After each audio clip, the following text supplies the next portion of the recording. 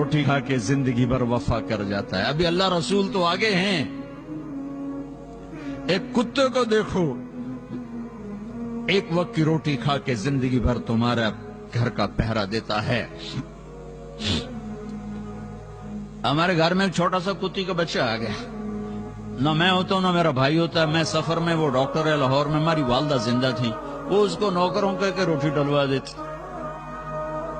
वो वहीं बड़ा हो गया, मेरी मां मर गई, घर खाली हो गया। वो उसी घर में भूखा प्यासा मर गया, उसने घर नहीं छोड़ा। उसे तो नहीं पता कि घर की मालकन मर गई है। अब कोई रोटी डालने वाला कोई नहीं, वो तो नौकरों को हुक्म देती थी, वो डाल देते थे। उसे क्या खबर कि वो चली गई है। उसने कहा मैंने इस घर की रोटी खाई, वहीं मरी वो कुतिया थी सफेद रंग की। मुसलमान एहसान का बदला देता है, एहसान फरामोश नहीं होता है। वालेकुम रहमतुल्लाहि व बरकातहू। बहुत अफसोस के साथ ये वीडियो बना रहा हूँ क्योंकि मुझे मजबूर किया गया है मुझको आपके दरमियान में सच्चाई लाने के लिए। मैं किसी के ऊपर तहमत लगाना, किसी को इल्ज़ामात लगाना मेरा शौक़ नहीं। मेरा काम जानता है कि मैं क्या हूँ अल्हम्दुलिल्लाह। और जिस तरह से जो बौखलाहट देखी जा रही है, जिस तरह से इन लोगों को तकलीफ़ हो रही है, बहुत ही ताजुब हो रहा है कि ये लोग इतने परेशान हैं सिर्फ मेरे एक ही एविडेंस से। तो सोचिए जब इतने सारे एविडेंस गिरना चालू हो जाएंगे तो इनकी नींद हराम हो जाएगी। क्योंकि मैंने तो अभी सिर्फ शुरुआत ही की है, तो ये लोग इतने अभी बौरान, परेशान, हैरान फिर रहे हैं। तो मैं और मजबूर हो जा रहा हूँ क्योंकि मैं अब फिर एक सच्चाई डालूँगा आप लोगों के सामने। जिस तरह से फ़रहीन ने जो कॉल रिकॉर्डिंग कर कर फिर एक बार झूठ का गाना गाया है, फ़रहीन का आप ही देखिए कितनी सच्चाई है, कितनी झूठ है। क्योंकि आज ये लोगों को तकलीफ़ मालूम हो रही है। एक वीडियो अगर सोशल मीडिया पे गिरता है इनके ख़िलाफ़ तो आज इनको इज़्ज़त मालूम हो रही है, इनको तकलीफ़ मालूम हो रही है। जब ये आपका ईमान कहाँ गया था? जब मैं परेशान था, मेरे घर वाले परेशान थे, मेरे रिश्तेदार परेशान थे, मेरे दोस्त अहबाब परेशान थे। जब कहाँ गया था ये सोच कहाँ गई थी? अब मालूम होगा कि मददगार कौन था मददगार। अल्हम्दुलिल्लाह HYC ने जिस तरह से काम किया, अल्हम्दुलिल्लाह सिर्फ एक या दो लोगों से कहने से HYC कभी ख़त्म नहीं होगा।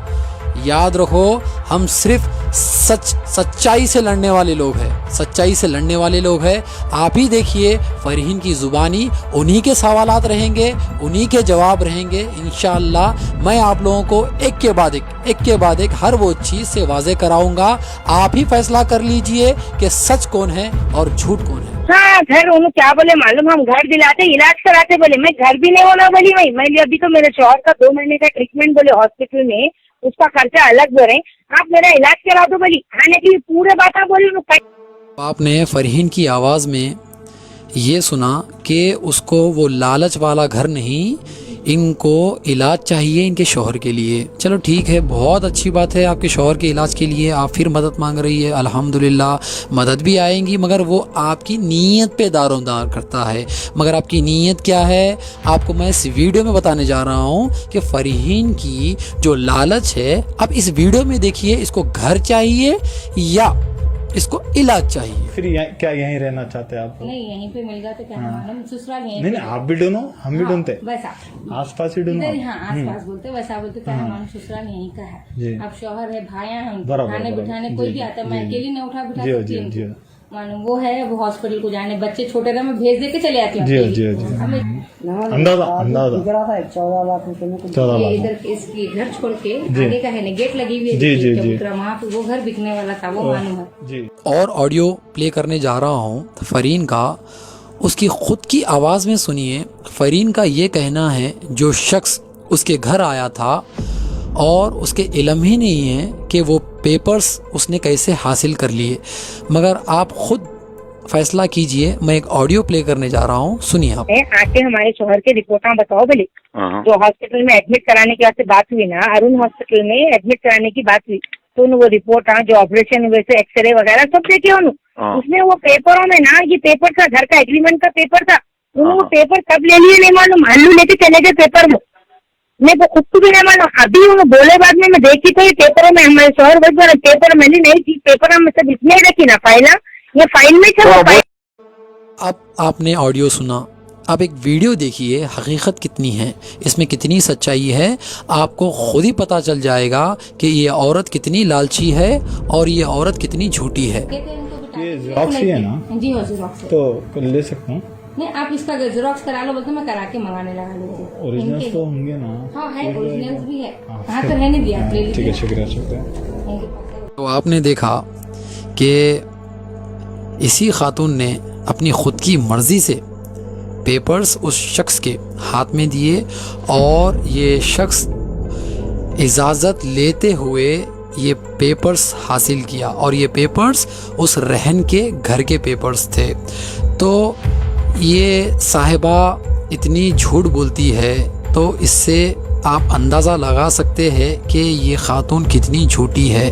मगर अफसोस होता है कि ये ख़ातून को पता नहीं कि ये ख़ातून अब एक गंदी सियासी चाल का शिकार बन चुकी है, ये इस्तेमाल हो चुकी है। क्योंकि मैं इसलिए ये बोल रहा हूँ कि क्योंकि ये लोग इतने ख़तरनाक होते हैं, इतने ख़तरनाक होते हैं कि ये कोई ना सबूत छोड़ते हैं और अपनी चाल इतनी आसानी से रख लेते हैं तो यकीन मानिए दूसरों के कंधे के ऊपर रख कर गोली चलाते हैं। तो ये लोग अब दूरी इख्तियार कर रहे हैं। आप मैं एक ऑडियो सुना रहा हूँ, इससे अंदाज़ा लगाया जा सकता है कि ये लोग अब दूरी इख्तियार करने लगते हैं और इस्तेमाल कर कर ये लोगों को तन्हा छोड़ देते हैं। इसी तरह अब फरहीन भी अब अकेली बढ़ चुकी है। आगे बताऊँगा, पहले आप ये ऑडियो सुनिए। हाँ अल्लाह को मालूम। देखो माँ हमारी तो उनसे कोई दुश्मनी है ना दोस्ती है। देखिए अब ये फ्रॉड करे बोल के आप लोग हमारे रुजू हुए तो हम उसको एक्सपोज करें। जी हाँ नहीं तो अब तो झूठ बोल रहे, सबसे झूठ बोल रहे हैं अब तो इतनी उनका। देखो वीडियो देख के बोला आपने तो आपने देखा कि अब तन्हा हालत में किस तरह से कैसी चालाकी से अपनी दूरी इख्तियार करते हुए मैं चैलेंज करता हूँ और ललकारता हूँ कि उस बहन को उनका हक़ मिलना चाहिए। जिस तरह से आप लोगों ने झूठा इल्ज़ाम लगाया, मुझको बदनाम किया, मुझको तकलीफ़ पहुँचाई और मेरे इमेज को डिफेम किया, मैं नहीं भूल सकता इतनी आसानी से जिस तरह से तुम लोगों ने गंदी चाल रची, गंदा सोच रखकर जिस तरह से तुम लोगों ने मुझे गंदी सियासी चाल का जो शिकार बनाया, मैं वो नहीं भूल सकता। और रही बात जिस तरह से तुम लोगों ने वहाँ पर जाकर एक झूठा नंगा नाच जो रचा है वहाँ पर, और वहाँ पर ये बोला था कि पासबुक भी मौजूद है, ये भी मौजूद है, इनो भी मौजूद है, रहन का घर भी मौजूद है, तो अब तुम कहाँ पर मौजूद है? ये किराए के तटुआ और ये पालगड़े सिर्फ यही कर सकते हैं, लोगों को बदनाम कर सकते हैं, लोगों के ऊपर तहमत लगा सकते हैं, मगर किसी को हाथ उठाकर मदद नहीं कर सकते, कुछ एक रेवोल्यूशन नहीं ला सकते। मगर जो चीज़ हम कर रहे थे ये लोगों को तकलीफ़ थी, मगर ये बेचारी को इस्तेमाल किया गया और अब तन्हा छोड़ दिया गया। जिस तरह से तुम लोगों ने पहली मर्तबा जब पहली वक्त उसके घर गए थे तो आप लोग उसके बाजू बैठकर वीडियो बना रहे थे और उसको उचका रहे थे कि ये बोलो ये बोलो। अब वक्त आई, अब जब बारी आई उसके साथ खड़ने की तो अब ये बोल रहे हैं कि आपने पुलिस कंप्लेंट तो किया है ना, अब देखिए माँ हमारा काम तो ये था, हम तो ये करे थे, हम वो करे थे। अरे आपका काम अब हक दिलाना है, वो 8 लाख रुपए की रकम आपको उस खातून को दिलाना है और मैं देने तैयार हूँ। आप साबित करो वो 8 लाख रुपए की रकम आप कब दिलाओगे। अब मैदान छोड़ के भागने का वक्त नहीं है, अब डट के सामना करने का वक्त है। मैं ललकार रहा हूँ, मैं इस वीडियो को आप अगर सुन रहे हो तो मैं ललकार रहा हूँ किराए के तट्टुओं को और पालगड़ों को, आप साबित करके बताओ 8 लाख रुपए की रकम मैंने ली और उस बहन को तुम लोग दिलाओगे। 8 लाख रुपए, याद रखो, 8 लाख रुपए की रकम। फिर बोल रहा हूँ 8 लाख रुपए की रकम। कुछ नहीं भूलूंगा मैं, जिस तरह से तुमने मुझे बदनाम किया, जिस तरह से तुम लोगों ने मुझे बदनाम किया, हर वो चीज़ को चुन चुन कर मैं हिसाब लूँगा, हर वो चीज़ को चुन चुन कर अब भागने नहीं दूंगा। तुम लोग अगर मैदान छोड़ के अगर भागना भी चाहते हो तो मैं भागने नहीं दूंगा। आज ये वक्त में इतनी परेशानियां चल रही है हैदराबाद के अंदर, तुम लोगों की वजह से आज हैदराबाद के कई जो तकलीफ में मुतासिर है उन लोगों को मदद नहीं पहुंची उन लोगों को मदद तुम लोगों की वजह से। मैं साहब से गुजारिश करता हूँ, इसे कुछ काम दे दो, इसे कुछ काम दे दो। ये बेचारा बहुत वफ़ादार है, बहुत वफ़ादार है।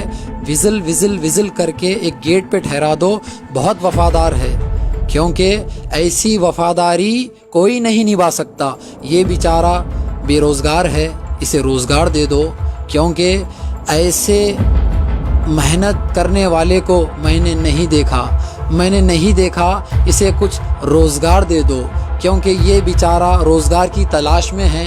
हर जगह तन्हाई के हालत में कुछ ना कुछ रोज़गार मिल जाएगा, इसलिए फिर रहा है। ये बेचारे को मैं साहब से एक दरख्वास्त करता हूँ, दिल की गहराइयों से दरख्वास्त करता हूँ, इसे रोज़गार दे दो।